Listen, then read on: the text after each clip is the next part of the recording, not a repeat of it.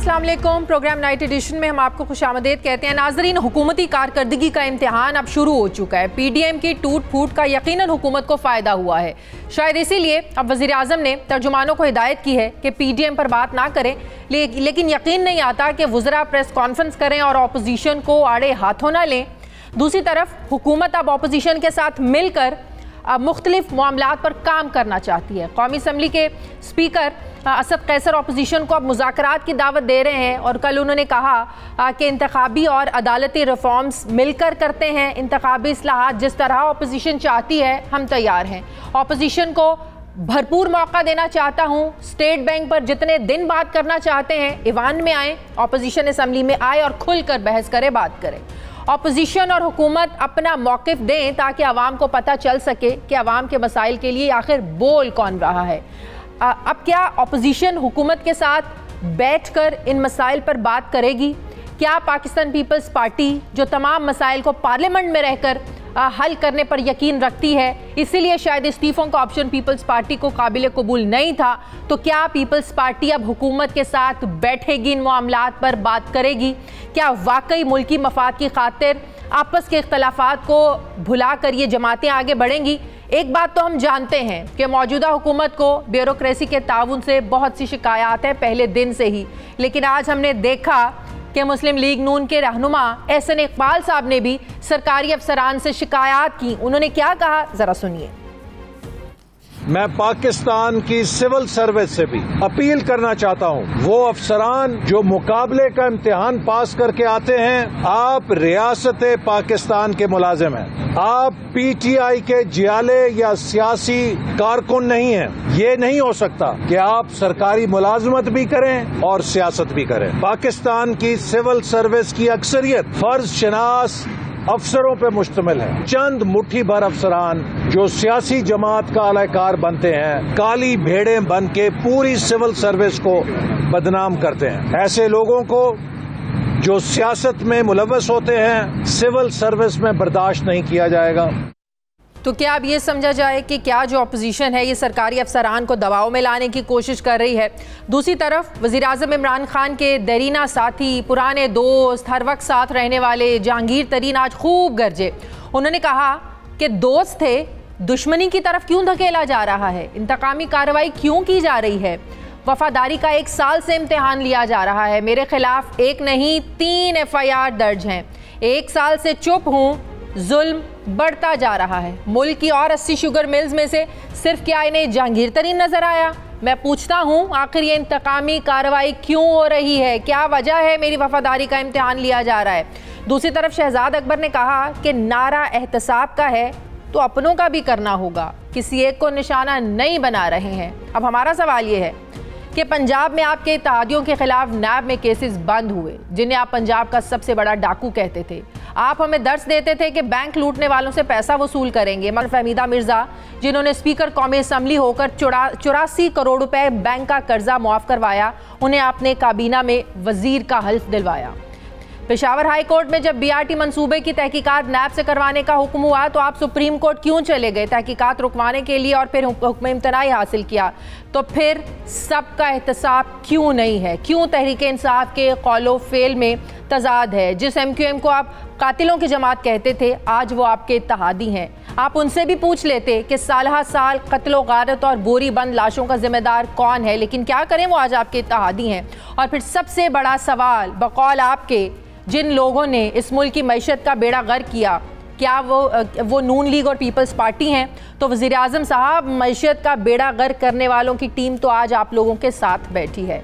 हफीज़ शेख आपके साथ थे, शौकत तरीन पीपल्स पार्टी के साबिक वज़ीर ख़जाना जो खुद आपकी मौशी पॉलिसियों पर तनकीद करते हैं, वो अब फिर आपकी इकनॉमिक एडवाइजरी कमेटी का हिस्सा क्यों हैं? वक़ार मसूद जो इसहाक डार के फाइनेंस सेक्रेटरी थे, वो आज आपकी टीम का हिस्सा क्यों हैं? फिर तो इन सब से एहतसाब करें, सबसे पूछें कि मुल्क की मईशत को आपने ख़राब कैसे किया, क्यों किया? सबसे सवाल होना चाहिए। तो क्या इस नए पाकिस्तान में ये समझा जाए कि एहतसाब भी नज़रिया ज़रूरत के मुताबिक ही होगा? इस सब पर मैं बात करूँगी। मुझे ज्वाइन कर रहे हैं तहरीक इंसाफ की रहनुमा पार्लिमानी सेक्रेटरी बराए खारजा अमूर अंदलीब अब्बास साहिबा ने मुझे ज्वाइन किया। अस्सलाम वालेकुम, बहुत बहुत शुक्रिया अंदलीब अब्बास साहिबा आपका।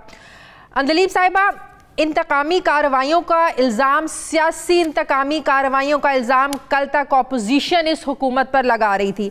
आज आपके अपने लोग आप लोगों पर ये इल्ज़ाम लगा रहे हैं। जहांगीर तरीन साहब ने आज ये कहा, सिर्फ वो नहीं, उनके साथ तहरीके इंसाफ के और भी लोग मौजूद थे, MNA MPs मौजूद थे। जहांगीर तरीन साहब ने कहा कि मेरी वफादारी का इम्तिहान लिया जा रहा है, 1 साल से मैं चुप हूँ, इंतकामी कार्रवाइयाँ क्यों बढ़ती जा रही हैं, दोस्त हूँ दुश्मन नहीं हूँ।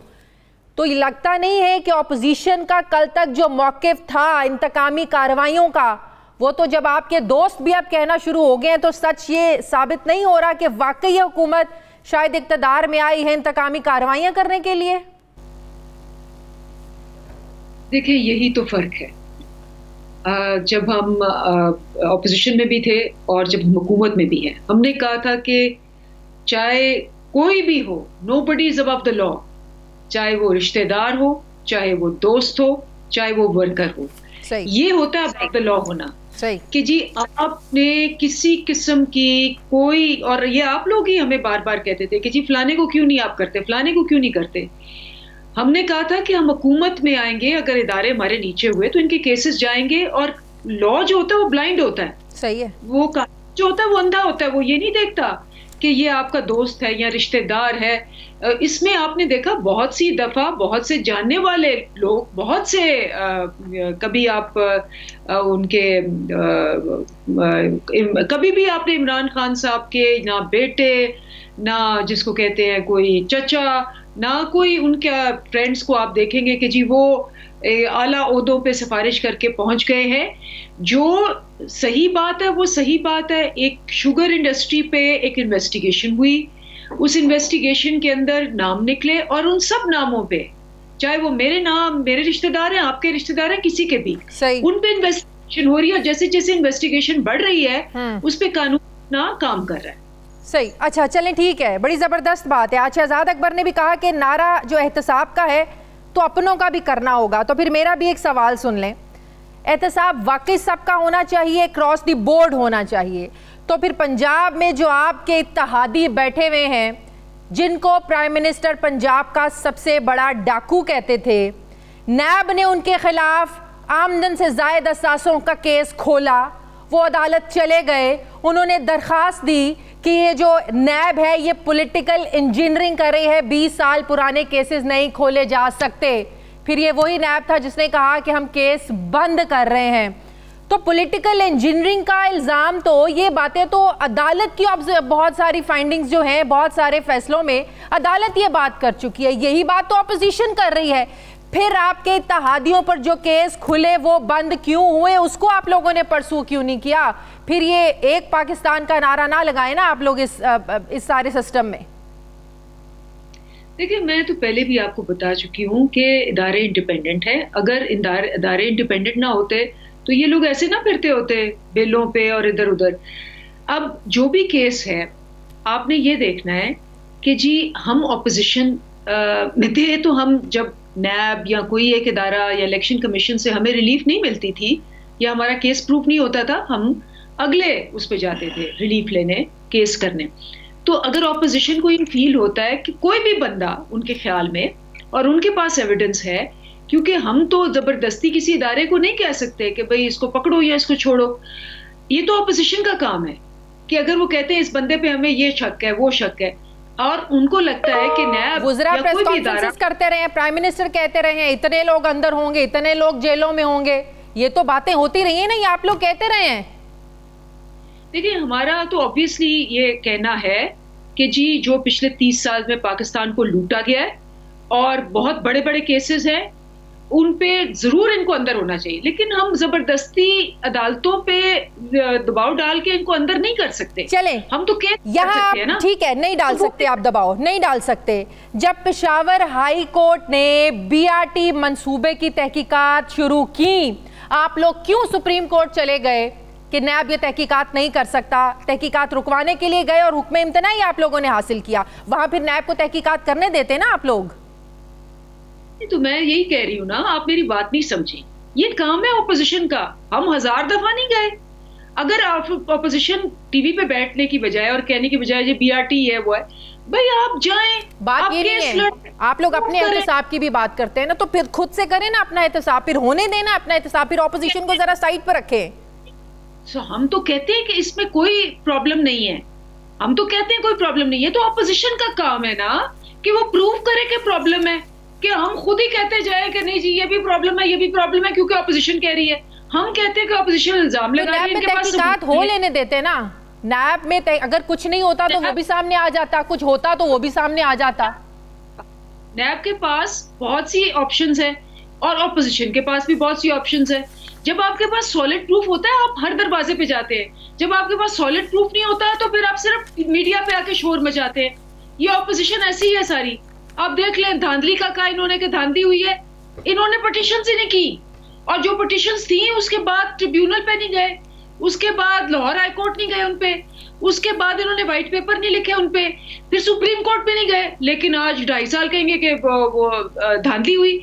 जब आप एविडेंस ही नहीं है और आप स्ट्रगल नहीं करना चाहते तो फिर साफ जाहिर होता है कि आप सिर्फ बातें बना रहे हैं मीडिया पे बैठ के। तो फिर अब आप ये चोर डाकू ये जो आप गर्दान आप लोग हर टाइम गर्दानते हैं, प्राइम मिनिस्टर साहब भी कहते हैं कि जो मुल्क की जो मैशत है इसका बेड़ा गर्क की नून लीग ने और पाकिस्तान पीपल्स पार्टी ने किया है, तो वो जो बेड़ा गर्क जिन लोगों ने किया उनकी टीम को आज आप लोगों ने क्यों फिर अपने साथ बिठाया हुआ है? आपके हफीज़ शेख साहब भी उन लोगों के साथ थे, शौकत तरीन साहब को आप लोगों ने इकनॉमिक एडवाइजरी काउंसिल का जो है ना वो उन कमेटी का हिस्सा बना लिया, वकार मसूद साहब जो इसाक डार साहब के फाइनेंस सेक्रेटरी थे उन लोगों को आपने अपनी टीम का हिस्सा बना लिया। तो फिर सवाल ये पैदा होता है कि आप लोग अवाम को कन्फ्यूज़ कर रहे हैं। जिन लोगों को आप चोर डाकू कहते हैं या करप्शन ज़्यादा कहते हैं, फिर उन्हीं की टीम के लोगों को निकाल कर जब अपने साथ लगा लेंगे तो फिर लोग आप लोगों के बारे में क्या सोचेंगे? देखिए, एक बड़ा असूल है, the fish rots from the top. जब ऊपर के लोग बेईमान होंगे, बददयानत होंगे और उन पे सुप्रीम कोर्ट कहेगा कि ये झूठे हैं, बददयानत हैं, कॉन्विक्ट होंगे, भगौड़े होंगे, चकमा दे रहे होंगे, तो नीचे वाले लोग काम नहीं कर सकते। इसीलिए जब ऊपर वाला बंदा होगा ईमानदार तो नीचे वाले लोगों को मौका मिलेगा अपने टैलेंट देने का। ये वही लोग हैं, इनमें से बहुत सारे ऐसे लोग हैं जिन्होंने और लीडर्स के नीचे भी काम किया हुआ है, कुछ के नीचे वो अच्छा परफॉर्म भी कर चुके हैं। जब मुशर्रफ साहब थे इनमें से कुछ लोगों ने बहुत अच्छा परफॉर्म किया था, लेकिन उसके बाद जब नवाज शरीफ, क्योंकि ऑब्वियसली अगर आप एक सेक्रेटरी हैं या आप कुछ भी है, आपने तो हर हुकूमत के साथ काम करना है। जरूरी नहीं है कि नीचे सारे बंदे जो हैं वो खराब हों, लेकिन वो बेचारे मजबूर हो जाते हैं। सबसे इंपॉर्टेंट बात है कि आपका सरबराह जो है, मुल्क का लीडर जो है, अगर वो चोर होगा और वो चोरी कर रहा है, वो किसी चोर को पकड़ने जोगा नहीं होगा, वो हर चोर को प्रोटेक्ट करेगा, वो हर कानून ऐसा बनाएगा कि चोर प्रोटेक्ट हो। और यही मसला था पाकिस्तान का। अब देखें कि अगर हम बिला तफरीक अपनों को भी और उनको भी नैब पकड़ रहे हैं, जो भी पकड़ रहा है, और हम उन पर प्रेशर नहीं डाल रहे, तो वो ये भी कहते हैं अपनी पार्टी के लोग कह रहे हैं। आज तरीन साहब अकेले नहीं थे, जैसे मैंने पहले भी कहा, पार्टी की और लोग भी उसमें शामिल थे। इसका मतलब ये है कि आपकी पार्टी के अंदर ही इस बात पर इत्तफाक राय नहीं है कि तहरीक इंसाफ की हुकूमत जिस तरीके से एहतसाब कर रही है वो ठीक तरीक़ाकार है। तो आपको नहीं लगता अब तहरीक इंसाफ का एक जो दड़ा है वो खुलकर सामने आ रहा है, इससे पाकिस्तान तहरीक इंसाफ को आने वाले दिनों में नुकसान भी हो सकता है? देखिए, अगर जो लोग जिन्होंने कुछ किया हुआ है या जो एहतसाब को नहीं मानते, तो वो हमारे मंशूर पे नहीं है। हम तो अपने सारे वर्कर्स को, खान साहब ने, हमारे जो प्राइम मिनिस्टर हैं, हर दफा कहते हैं कि जो होगा तुम में से सूनर और लेटर पकड़ा जाएगा, क्योंकि एहतसाब हमने तो क्या प्राइम मिनिस्टर साहब उन लोगों को बुला के पूछेंगे कि जिस इंसान पर केसेस चल रहे हैं, जिसने जो है ना वो मुनाफाखोरी की है, गरीब आदमी को नुकसान पहुंचाया, तुम लोग उसके साथ क्यों खड़े थे? पार्टी पॉलिसी के खिलाफ तुम लोग क्यों गए? तुम लोग क्यों जहांगीर तरीन की हाँ में हाँ मिला रहे थे? जरूर इस पे तफ्तीश होगी, क्यों नहीं होगी। ठीक है, बहुत बहुत शुक्रिया। पाकिस्तान तहरीक की रहनुमा पार्लिमानी सेक्रेटरी बराए खारजा उमूर अंदलीब अब्बास साहिबा मेरे साथ ही। मुझे एक ब्रेक लेनी है, नाज़रीन वापस आ रहेंगे छोटे से वक्फे के बाद।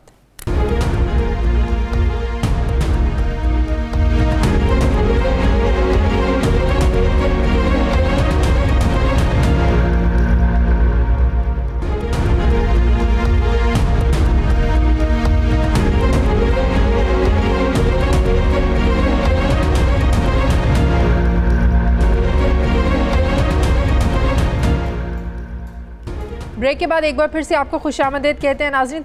मुझे ज्वाइन कर रहे हैं पाकिस्तान पीपल्स पार्टी के सीनियर रहनुमा बैरिस्टर एतजाज़ अहसन साहब। अस्सलाम वालेकुम एतजाज़ अहसन साहब, कैसे हैं आप? जी शुक्रिया, बिल्कुल ठीक, आप सुनाओ?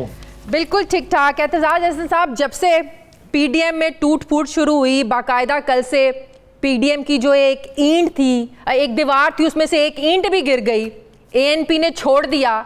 तो मैं आपसे सवाल ये पूछना चाह रही हूँ जिसका जवाब मुझे चाहिए, पीडीएम को नुकसान पहुंचाया किसने? पाकिस्तान पीपल्स पार्टी ने या नून लीग ने? पीडीएम को नुकसान तो पहुंचाया मेरे ख्याल में, मेरी राय में, मौलाना फजल रहमान ने जब अनाउंस किया कि जी लॉन्ग मार्च बगैर इस्तीफों की होगी ही नहीं, यानी हमें मजबूर कर रहे हैं इस्तीफे देने पे, और ऐसी कोई बात हुई नहीं थी, कोई तय ही नहीं था हुआ कि जी इस्तीफा। हमारा मौक़िफ़ पहले दिन से था कि इस्तीफा लास्ट टर्म है, लॉन्ग मार्च भी पहले हो जाएगी, धरना भी अगर करना है, वो ये नहीं फैसला नहीं था।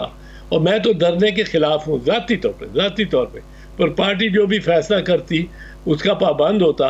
पर लॉन्ग मार्च भी हो जाए, धरना भी हो जाए, जलसे भी हो जाए, लेकिन इस्तीफे वो है वो जो आखिर में सोचेंगे कि इस्तीफे देने हैं कि नहीं। सही। हर ऑप्शन को उसके वक्त आने पे ये सोचना है और देखना है। आपने ये अनाउंस कर दिया कि जी लॉन्ग मार्च नहीं होगी अगर इस्तीफे ही नहीं होंगे, तो इस्तीफों का ये तो मौलाना साहब ने किया। इधर मोहतरमा ने जो पहुंचाया मरियम बीबी ने, वो थोड़ा नुकसान पहुंचाया। वो कहती हैं लेकिन बज़ाहिर तो लड़ाई की वजह सामने आई ना, जो गिलानी साहब को अपोजिशन लीडर बनवा लिया, बाप से वोट ले लिए, जिनके खिलाफ बात करते थे उन्हीं से वोट ले लिए। सही लड़ाई और मामला तो फिर तब शुरू हुआ ना जब फिर शोकॉज नोटिस भी भेज दिया गया। बज़ाहिर तो पीडीएम में ओहदों की लड़ाई नजर आई हमें। इसमें अगर आप सोचें, मैं आपसे पूछता हूँ कि गिलानी साहब का लीडर ऑफ द अपोजिशन बन जाना ज़्यादा गलत था। हालांकि मैं एक चीज़ अर्ज कर दूँ कि मैं समझता हूँ ये मरवजा असूल ही ये है कि मैं 2 दफ़ा खुद लीडर ऑफ द अपोजिशन रहा हूँ सेनेट में, और ये उस पार्टी को जो मिलता है ये ओहदा जिसके सबसे ज़्यादा वोट हो, जिसकी अपोजिशन में अक्सरियत नहीं हो, अक्सरियत बेशक ना हो, लेकिन अपोजिशन की जमातों में एक के 4 हों, दूसरे के 8 हों, तीसरे के 6 हों, चौथे के 8 हों, और ये मिलके उनके 24 हों, पर एक जो पार्टी है उसके अगर 18 हैं तो वो उसका लीडर दी अपोजिशन होगा। लेकिन ये तो मुरव्वजा उसूल की बात कर रहे हैं ना, लेकिन पीडीएम के प्लेटफॉर्म से कुछ मुश्तरका फैसले भी तो हुए थे ना बकौल नून लीग के। ये बकौल नून लीग के ये हरगिज़ नहीं थे हुए। आपने राजा परवेज अशरफ को, मेरा ख्याल है शायद आपके प्रोग्राम में कल वो आए थे, उन्होंने पूरा एक्सप्लेन किया, किसी एक प्रोग्राम में थे और उन्होंने किया, वो मौजूद थे उसमें, और उनके साथ इत्तफाक किया शायद खाकान अब्बासी ने कि कोई ऐसा फैसला नहीं हुआ, और ये मुरवजा असूल भी इस पे हो सकता है। लेकिन मैं एक दूसरी बात कर रहा हूँ। हाँ। हम पे इल्जाम है, चलिए ठीक, कि आपने एक मायदा तोड़ दिया, हमने मायदा तोड़ा। नून लीग ने क्या किया? नून लीग ने पंजाब में किसके साथ? पीटीआई, किसके साथ? इमरान खान के साथ तय करके सीटें बांट के हमें बीच में से हमारे कैंडिडेट को विड्रॉ करा के गवर्नमेंट के कैंडिडेट को वोट डाल दिए अपने जो उनके इजाफी थे, और गवर्नमेंट का को एक सीट एक्स्ट्रा दे दी। हमें कहा आप विड्रॉ कर लें। पहले हमें कहा, खुद खाकान अब्बासी साहब ने ये कहा हमारी क़यादत को, क्या ये आपके पास कुछ इजाफी वोट हैं, कुछ हमारे पास इजाफी वोट हैं, हम आपको देंगे और आप अपना कैंडिडेट खड़ा करें। आखिरी दिन कहते हैं हम तो दे रहे हैं ये गवर्नमेंट को, आप अपना कैंडिडेट वापस ले लें। हमने अपना कैंडिडेट वापस ले लिया। अब समझौता गवर्नमेंट के साथ करना सही, लेकिन मौजूदा तनाजुर में ऐसी कुछ डील को पाकिस्तान पीपल्स पार्टी के साथ भी जोड़ा जा रहा है कि इस्तीफे ना देना, फिर गिलानी साहब के जो वोट मुस्तरद हुए वो भी खुद से कराए गए। मतलब कि सारी सूरत हाल को कॉम्प्रोमाइज कहा जा रहा है, एस्टेब्लिशमेंट के साथ डील कहा जा रहा है। एतजाज हसन साहब, हाँ वो डील तो नवाज लीग ने की है ना, मियाँ साहब बाहर बैठे हैं, डील के तहत गए हैं। अच्छा, जा सकते बाहर, मरियम बीबी बाहर फिर रही हैं और जलसे कर रही हैं, और जो चाहता है वो जबान पे आता है वो कहती हैं, वो कर रही हैं। चाचा तो उनके जेल से बाहर नहीं आए, चाचा ने डील करके जेल में बैठा हुआ। अच्छा, चाचा डील करके बैठा हुआ जेल में? वो बिल्कुल, मैं तो ये कई दफा कह चुका हूं, मैं आपको बताता हूँ उसकी मंतक क्या है। चाचा प्रेसिडेंट है पार्टी का, भतीजी वाइस प्रेसिडेंट है पार्टी की। हाँ। चचे ने बिल्कुल सही तौर पे, बिल्कुल बजा और बड़ी दानिशमंदी से, उसने भी और ख्वाजा आसिफ ने भी, शहबाज शरीफ ने तो अपनी दरखास्त जमानत की वापस ली है, उसने तो अपनी दरखास्त जमानत की वापस ली है और कहा मैं जेल में ही बेहतर हूँ। जेल में क्यों बेहतर? हाँ, क्या वजह इसकी? में मुझे आराम बहुत है।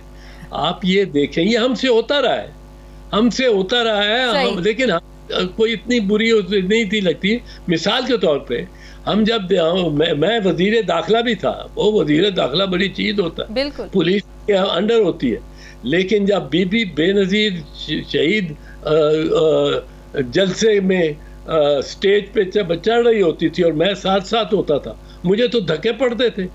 वो बीबी को लेके फिरता था क्राउड और बिठाते थे उनकी जगह, जब तक वो बैठती जाती वजीर दाखिला, वजीर खारजा, वजीर फलाना, वो करीब नहीं से जा सकते उस स्टेज के, वो वर्कर और सारे उसकी। लेकिन एतजाज साहब, जो हमने भी अब चचा ने, सुन लो, चचा सोचता है और सही सोचता है कि मैं प्रेसिडेंट हूँ, ये प्रेसिडेंट है, मैं चचा हूँ, ये भतीजी है। क्राउड इसकी वजह से आया हुआ है, सही, क्राउड मरियम की वजह से वहां आता है।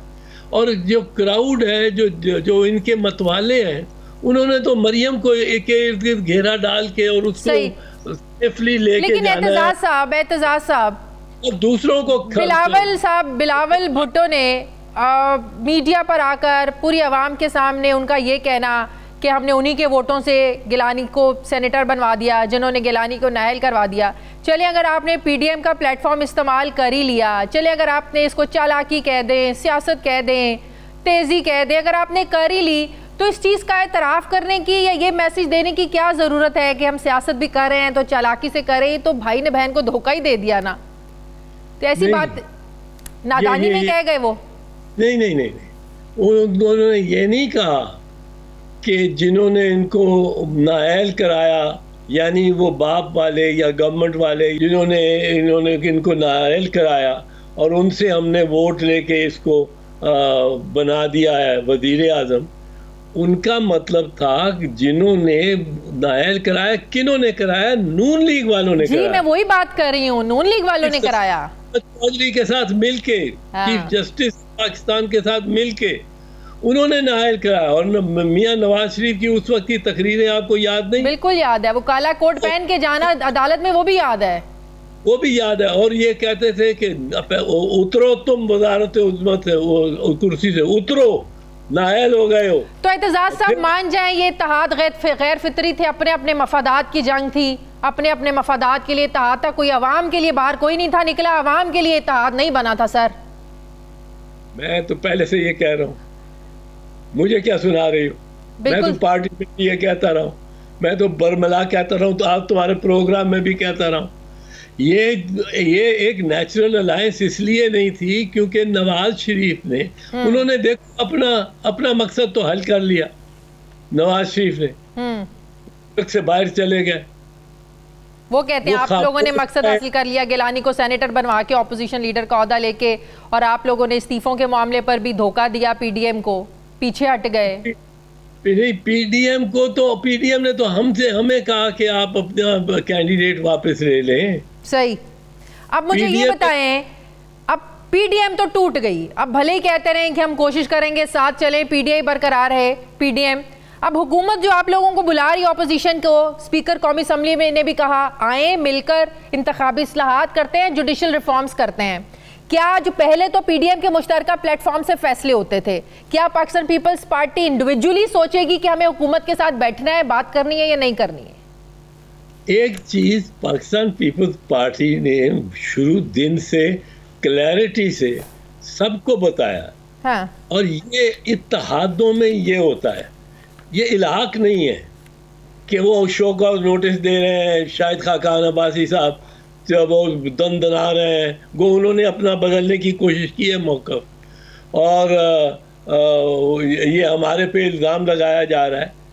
इल्हाक जब हो जाए तो एक पार्टी हो जाती है, जब इत्तेहाद हो तो ये 11 या 10 की 10 पार्टियां हैं, इनमें कोई अक्सरियत और अकलियत ने नहीं होना कि जी 8 ने वो ये वोट दे दिया है तो इसलिए बाकी 2 भी पाबंद है, बाकी 2 या 1 भी पाबंद नहीं, वो पाबंद है अपनी सेंट्रल एग्जीक्यूटिव कमेटी के फैसले के मुताबिक चलने। ठीक है, ये इनका ये बचपना है, ये इनको सियासत आती नहीं।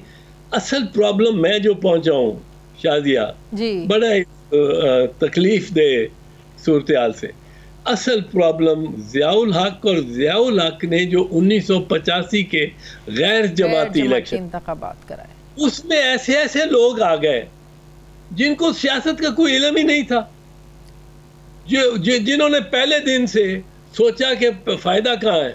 उन्होंने देखा जायदा ज़ियाउल हक से के साथ है और फिर मोहम्मद खान जुनेजो के साथ है, कोई पार्टी एफिलिएशन नहीं थी, कोई पार्टी एफिलिएशन नहीं थी, फायदा मुफाद। जब मोहम्मद खान जुनेजो को 29 मई 1988 को ज़ियाउल हक ने हटा दिया तो आपने सोचा आप पार्टी एफिलिएशन तो नहीं थी, ये सारी उस वक्त की है सबके। इन्होंने कहा फायदा किसके साथ है, उन्होंने कहा नवाज शरीफ के साथ चलो। पहले जतोई को लीडर मान लिया इन्होंने। सही, बहुत बहुत शुक्रिया। पाकिस्तान पीपल्स पार्टी के सीनियर बैरिस्टर एतजाज़ एहसन साहब मेरे साथ थे, बहुत शुक्रिया सर आपका। मुझे ब्रेक लेनी है, नाज़रीन वापस आते हैं थोड़े से वक्त के बाद।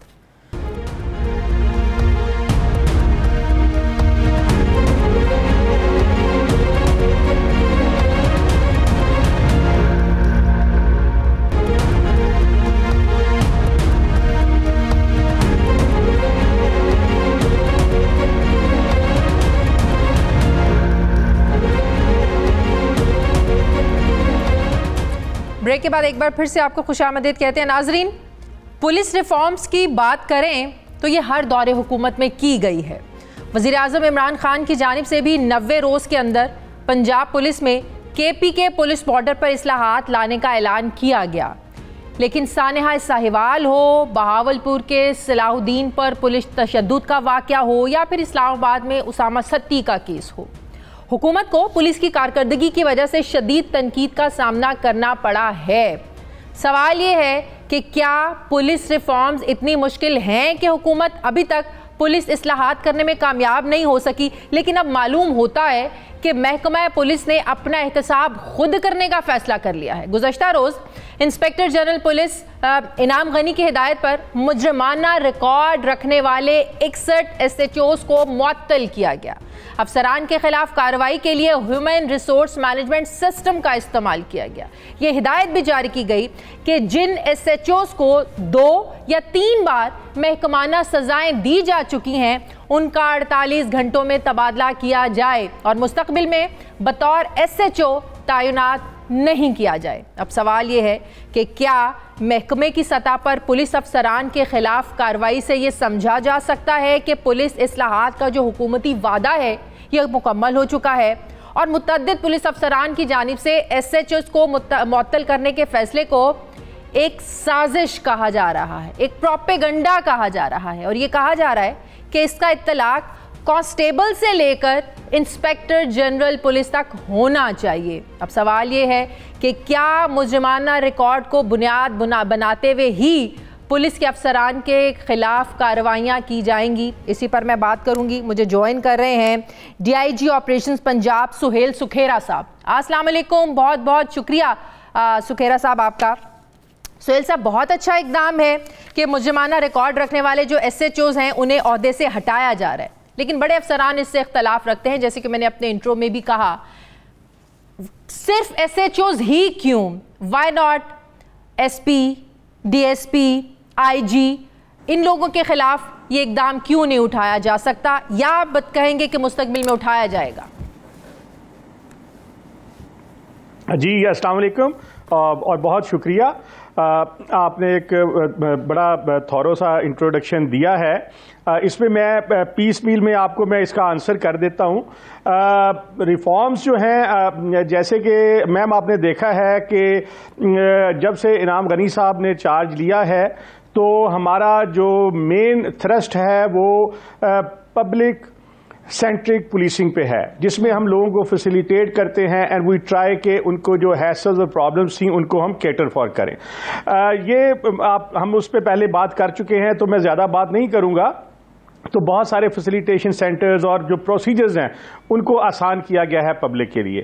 तो इसके साथ साथ इनाम गनी साहब का एक विजन है कि जब तक हम अपना एहतसाब खुद नहीं करेंगे, हम सेट प्रिंसिपल्स नहीं इंट्रोड्यूस करेंगे, क्योंकि ये जो SHOs को और इवन DSPs को चेंज करने का प्रोसेस पहले भी हुआ, जिस पे क्रिटिसिज्म होता था कि ये पिक एंड चूज हुआ है, कोई इस पे एक अक्रॉस द बोर्ड बात नहीं की गई। तो सबसे पहले तो यह है कि एक across the board principle settle किया गया है for SHOs and in-charge investigations and for all officers. पहले स्टेप में जो सबसे ज्यादा 85% जो इंटरैक्शन है पब्लिक का वो पुलिस स्टेशन से है।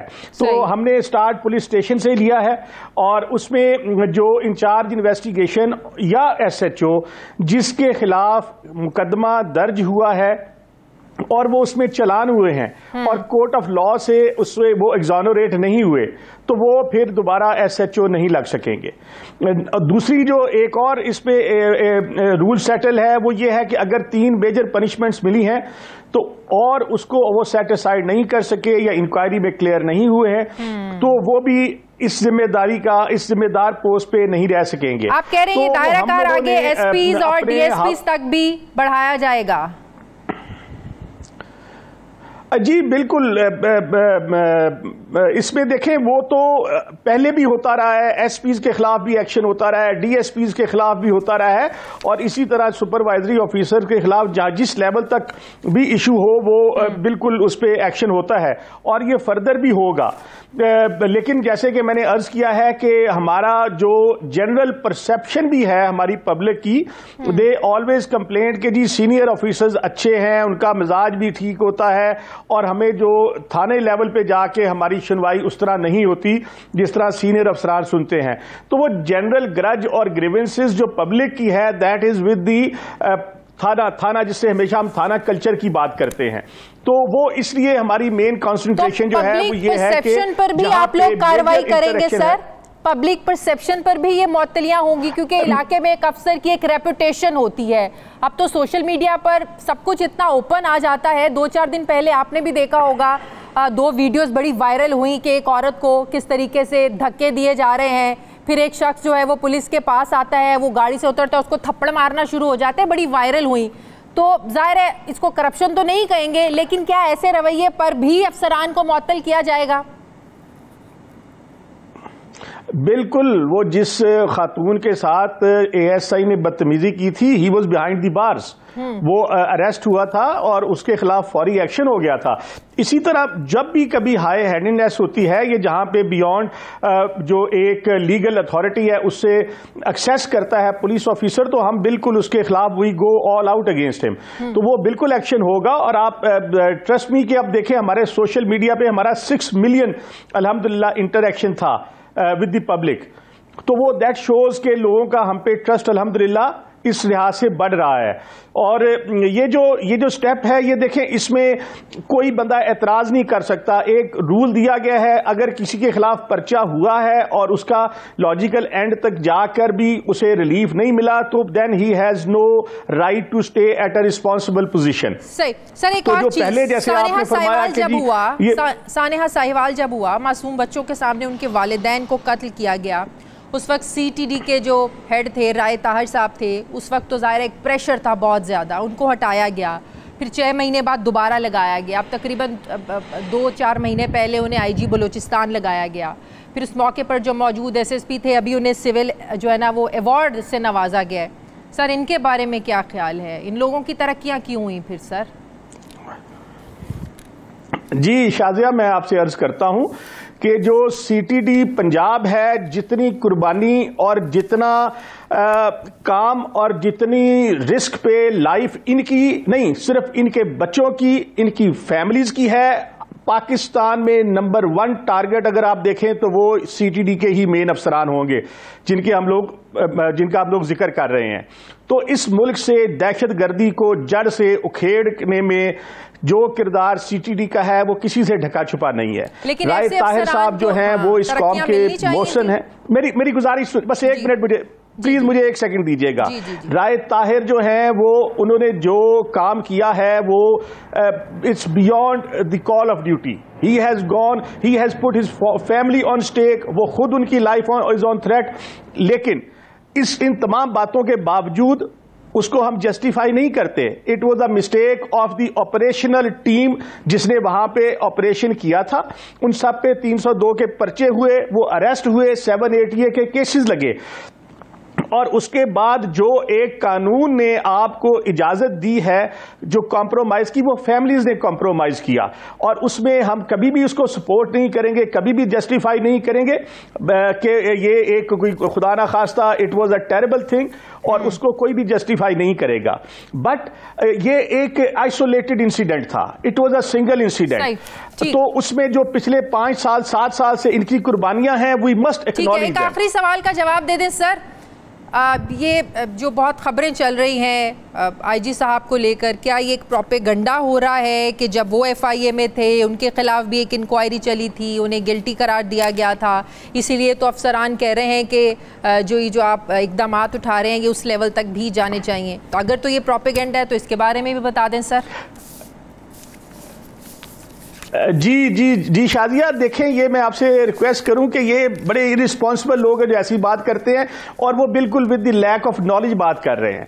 IG पंजाब जो है इनाम गनी साहब, देखें हम पुलिस ऑफिसर्स हैं, हम डिफरेंट कैपेसिटीज में काम करते हैं। इंक्वायरियां तो हमारे खिलाफ हजारों हो सकती हैं, किसी भी मेरे खिलाफ कोई एप्लीकेशन देगा उसमें भी इंक्वायरी होगी, लेकिन IG जो इनाम गनी साहब के खिलाफ कोई इंक्वायरी जो थी वो कंक्लूड नहीं हुई थी, सुप्रीम कोर्ट के ऑर्डर से हुई थी, और वो उस इंक्वायरी में इनाम गनी साहब को एग्जोनरेट करके सुप्रीम कोर्ट में वो रिपोर्ट सबमिट हुई थी।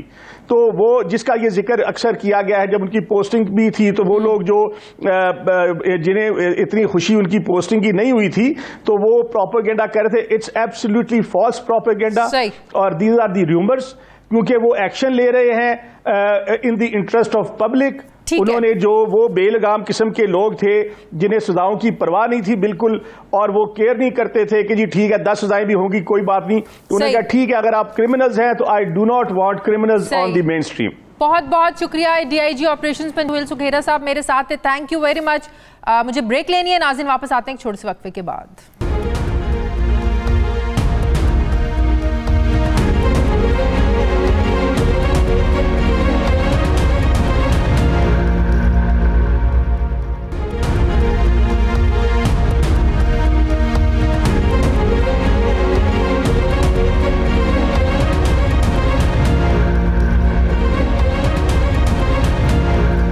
ब्रेक के बाद एक बार फिर से आपको खुशामदीद कहते हैं नाज़रीन। गुज़श्ता हफ्ते बरतानवी हुकूमत की जानिब से पाकिस्तान को सफरी पाबंदियों की रेड लिस्ट में शामिल किया गया, जिसके मुताबिक 9 अप्रैल से पाकिस्तानियों को बरतानिया में विजिट वीज़े नहीं दिए जाएंगे। सिर्फ बरतानवी शहरी और जो रेजिडेंसी वीज़ा होल्डर्स हैं वही बरतानिया जा सकेंगे।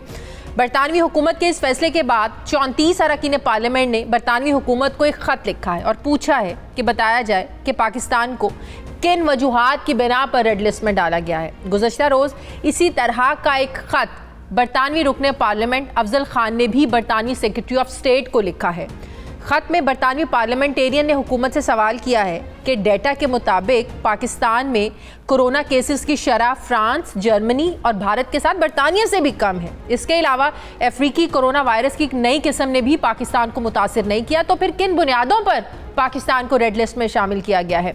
बरतानिया ने फ्रांस, जर्मनी, भारत इन ममालिक को रेड लिस्ट में शामिल क्यों नहीं किया? खत में यह भी लिखा गया है कि बरतानवी हुकूमत की सफरी पाबंदियों से पाकिस्तानी नजात जो बरतानवी शहरी हैं उनकी मुश्किलात भी बढ़ चुकी हैं। हुकूमत जो है ये अपने फैसले पर नजर सानी करे और इसकी वजाहत करे, और जो दीगर बरतानवी अरकान पार्लियामेंट हैं उनकी तरफ से भी बरतानवी हुकूमत को जो खतूत लिखे गए हैं उनमें भी बरतानवी हुकूमत से ये पूछा गया है कि पाकिस्तान पर पाबंदी लगाते हुए किस साइंटिफिक डाटा को मद्देनज़र रखा गया है। पाकिस्तान में हर 1 लाख में से 13 अफराद रोज़ाना कोरोना से मुतासिर होने की रिपोर्ट है, जो कि फ्रांस, जर्मनी और भारत की निस्बत नहायत कम है। आदाद शुमार के मुताबिक फ्रांस में हर 1 लाख में से 403 अफराद रोज़ाना, जर्मनी में 1 लाख में से 137 अफराद रोज़ाना और भारत में हर 1 लाख में से 24 अफराद रोज़ाना मुतासिर हो रहे हैं। लिहाजा ऐसे ममालिक को रेड लिस्ट में शामिल क्यों नहीं किया गया जहाँ पाकिस्तान से ज़्यादा केसेस हैं और कोरोना वायरस की जनूबी अफ्रीकी किस्म भी मौजूद है, उन ममालिक को भी शामिल क्यों नहीं किया गया? इसी पर मैं बात करूंगी। मुझे ज्वाइन कर रहे हैं बरतानवी पार्लियामेंटेरियन अफजल खान साहब, जिन्होंने ये खत लिखा है। अस्सलाम वालेकुम, बहुत बहुत शुक्रिया अफजल साहब आपका। अफजल साहब, जो आपकी तरफ से जो खत लिखा गया है कि पाकिस्तान में इन्फेक्शन रेट भी कम है, मैंने अपने इंट्रो में भी बताया कि और दीगर जो ममालिक हैं जर्मनी, फ्रांस, भारत, वहाँ रेशो वाकई में बहुत ज़्यादा है, तो क्या वजह है? अब आप लोगों के खत लिखने के बाद, ये सवाल उठाने के बाद, क्या आपको लगता है कि जो बरतानवी हुकूमत है अपने इस फैसले पर नजरसानी करेगी? जी, हमें जो तशवीश है इस बात पे वो ये है कि ब्रिटिश गवर्नमेंट की जो पॉलिसी रही है पेंडेमिक को, कोविड-19 को बरतानिया के अंदर डील करने में, वो ये रही है कि गवर्नमेंट जो है वो लेड होगी एविडेंस बेस्ड पे, जो साइंटिफिक एविडेंस है। तो अब जो मसला सामने आ रहा है वो ये है कि ये कहाँ से साइंटिफिक एविडेंस इनको मिल रहा है। जो चीज़ डेटा अवेलेबल है वो तो ये पॉइंट कर रहा है कि और मुल्क हैं जिनकी शरह पाकिस्तान, बांग्लादेश से ज़्यादा है, तो फिर किस तरह हुकूमत ने ये फैसला किया है? तो ये वो है जिसकी एक्सप्लेनेशन डिमांड की जा रही है। बहुत से इंडिविजुअल एमपीज ने भी खत लिखा है और आज क्रॉस पार्टी 30+ जो हैं पार्लियामेंटेरियन, इन्होंने मिलके प्राइम मिनिस्टर को भी लेटर लिखा है।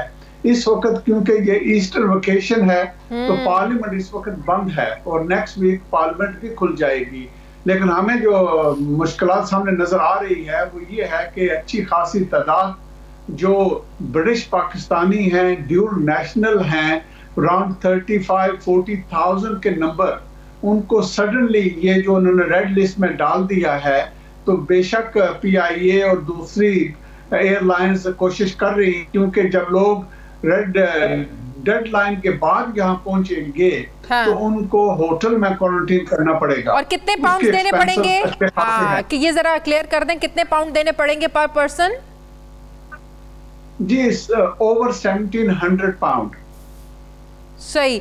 तो इस पर तो ज़ाहिर एक तशवीश फैली हुई है पाकिस्तानी नजात जो बरतानवी हैं, तो क्या इसके बाद आपको लगता है कि कोई इस फैसले पर नजरसानी होगी और रेड लिस्ट से निकालने का तरीका कार क्या होगा? क्या आप लोगों के पास ये डाटा है जिसकी बुनियाद पर आपने फैसला किया, और फिर किन बुनियादों पर आप ये जो है पाकिस्तान को इस रेड लिस्ट से बाहर निकालेंगे? इसका ड्यूरेशन क्या है?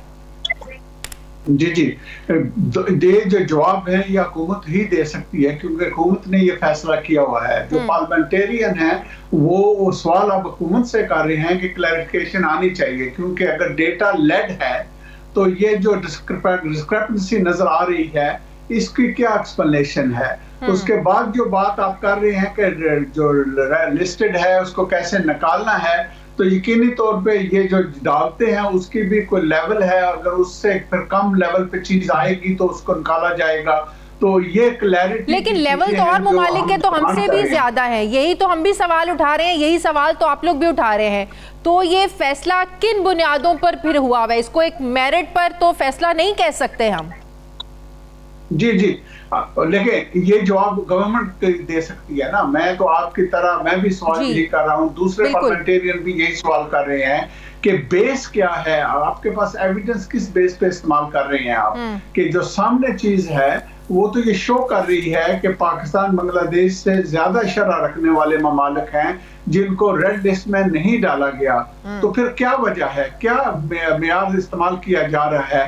तो ये ट्रांसपेरेंट होना चाहिए ताकि हम समझ सकें। और दूसरी बात ये है कि क्योंकि इन्होंने इतने थोड़े टाइम स्केल में नोटिस में इसको इन्फोर्स कर रहे हैं, तो जो इतनी खास तादाद लोग मुश्किल में हैं उनका हल क्या है, कैसे इसको डील किया जा सकता है? क्या जब वो यहाँ पे आए तो क्या वो अपने घर में आइसोलेट कर सकते हैं? ये सेपरेट इशू है जो गवर्नमेंट को देखना पड़ेगा कि जो मदद है लोगों की जा सके, क्योंकि अगर कोई इंफरादी है तो उसके लिए भी अच्छी खासी रकम है 1700 पाउंड, लेकिन अगर आपके 4-6 फर्द हैं फैमिली में तो ये तो बहुत बड़ा बोझ है जो ऑलरेडी साल से ज्यादा जो कोविड-19 के मुश्किलात हैं, जो इकोनॉमिक मुश्किलात हैं, ये सब फील कर रहे हैं। तो उसके ऊपर अगर इतनी खासी तादाद रकम चाहिए तो ये फैमिली को फर्दर डेट में इन्वॉल्व कर देगा जो उनके लिए कई सालों तक आपको भी पता है अफजल साहब, पाकिस्तान में जो कोरोना वायरस की जो तीसरी लहर आई है ये यूके स्ट्रेन कोरोना है, इसीलिए तो पाकिस्तान में केसेस जो है वो बड़े भी हैं।